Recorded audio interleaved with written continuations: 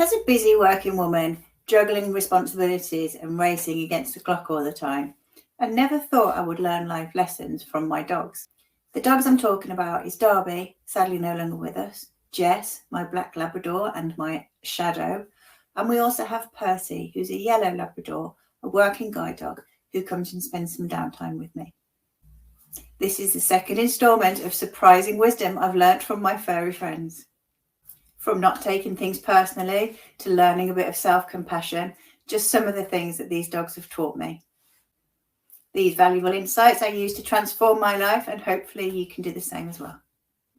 So if you're looking for a fresh perspective and a little bit of canine inspiration, read on. Here are some life-affirming lessons that only a dog can teach a working woman. I'm Jen Churchill, and I help women grow in confidence from the inside out and the outside in, using mindset, exercise, diet, supplements, and products so they look and feel amazing and can live their best life. Just like many of you, I'm a busy working woman navigating the chaos of modern day life. As a corporate worker, a devoted wife and dog mom, a side hustler, and a volunteer at 2 amazing organisations, I understand firsthand how life busy can be. It's an exciting life, but amidst the hustle and bustle, I've come to understand that having a good mindset is absolutely essential. As I approach 50, I've also learnt that I can't do it all like I once thought I could. And that's okay, because I've learnt to live life to the full, using mindset as the absolute key tool. I release a new mindset video every week, so if you don't want to miss them, hit the subscribe button underneath this video and you won't miss a thing. So in this second instalment, we're talking about the next 3 things that my dogs have taught me, which help me in my life as a busy working woman. Number 1 is be loyal. There's never a day goes by that I question whether my dogs are loyal to me, and your organisation needs to feel exactly the same about you.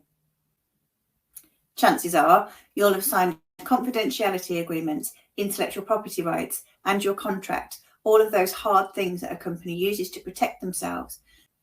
But in softer terms, your company relies on you to not say negative things about them. Their reputation is absolutely key. If you're sitting there feeling neglected, overlooked for promotion and everything else, I have a big tip for you. Tell your boss how you feel. If you do that in the right way and they value you, because they have to be loyal to you as well, right? It works both ways. Then they will do something about it. If they don't value you and their reaction to your request for advancement falls on deaf ears, then you know it's time to move on.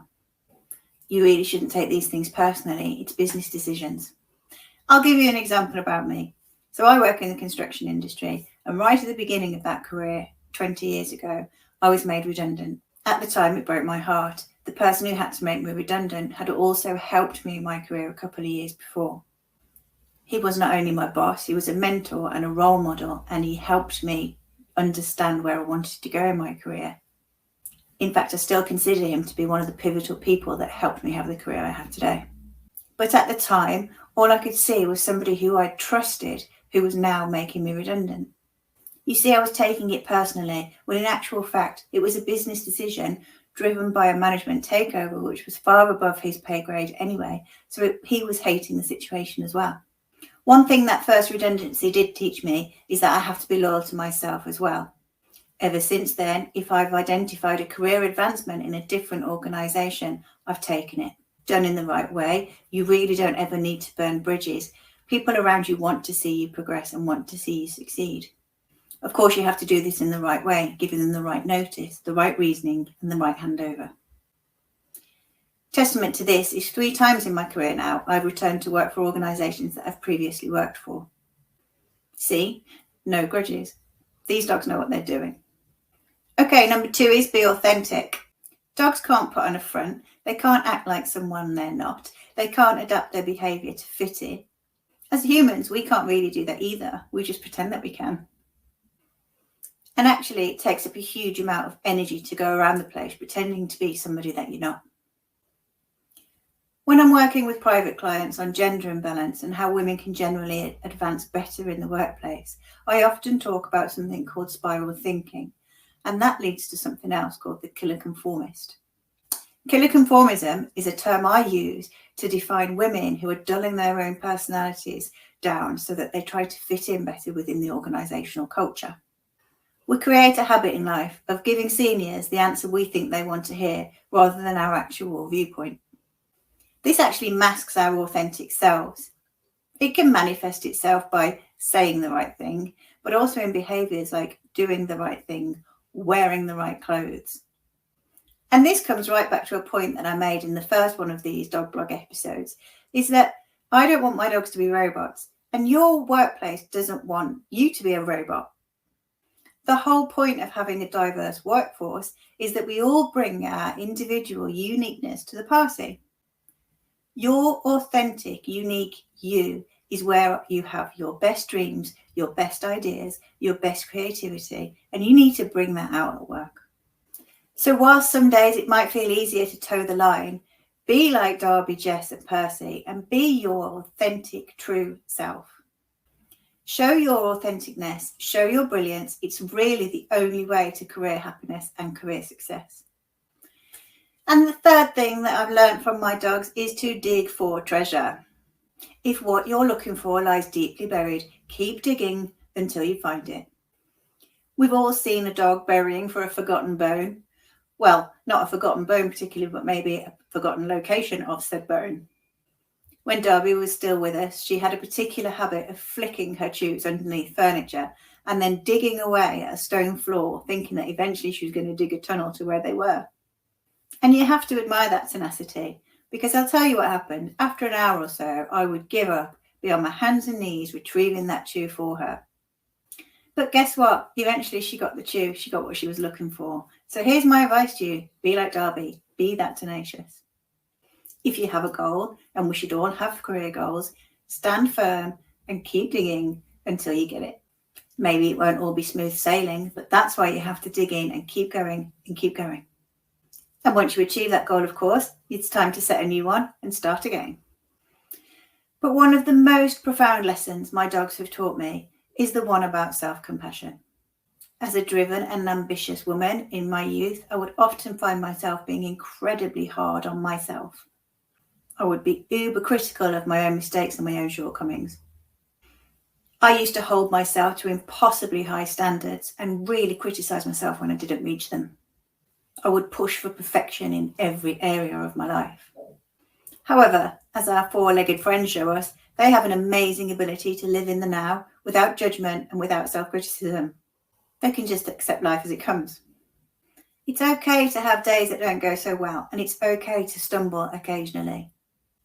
Life is full of ups and downs, and I have to say, when I walk with Jess, who is absolutely renowned for her clumsiness, she doesn't let it bother her. She picks herself up and she carries on. She lives in the present without worrying about what happened in the past, whether it was 2 minutes ago or 10 years ago. Having the gentle presence of dogs in the house has also taught me that I'm only human, and that's okay too. Being human is to be imperfect, and it's in those moments of imperfections that we learn, that we grow, and we learn to appreciate our authentic selves. So now, when I find myself overwhelmed with self-doubt or disappointment, I try to think about those dogs and the unconditional love that they give to me. Then I extend that unconditional love from them to myself. I'm learning to be kinder to myself, to celebrate my successes and to accept my flaws for what makes me beautifully humanly imperfect.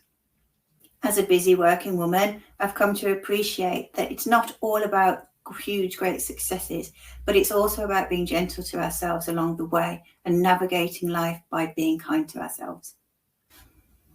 As we conclude this episode, I want to say thank you. I'm eternally grateful for all of you busy working women who've given yourself the gift of time to listen to this today. From uncovering the power of self-compassion to learning about how to accept our imperfections, there's a lot to learn from our furry friends. Inspired by today's blog, I've recorded a guided meditation for you called Lighten Up, Stop Being So Hard on Yourself. It's tailor-made for busy working women like you who conquer mountains daily, or as my friend Jodie says, put out 10,000 fires a day, but they often forget to be gentle with themselves along the way. No matter how grueling your schedule is, self-care is the absolute cornerstone to successful life. I had fun making this recording. It features owls and buttercups, so I hope you enjoy it as well. It's a little bit of time out from the grown-upping that we all have to do. My final message to you is, take a few minutes each day to just live in the present, be kinder to yourself, and just take a little bit of time for you. So if you want to download this meditation, you can use it over and over again as often as you want to. It's just a sweet reminder that you are enough exactly how you are. I love to hear your feedback, and of course, if you've got any questions, please do let me know. Underneath here, there's a space for some comments and a little thumbs up if you don't mind. It helps me understand what you think of my content, and it helps other people to find my stuff as well, so it's much appreciated. In the meantime, I'm wishing you a fantastic week.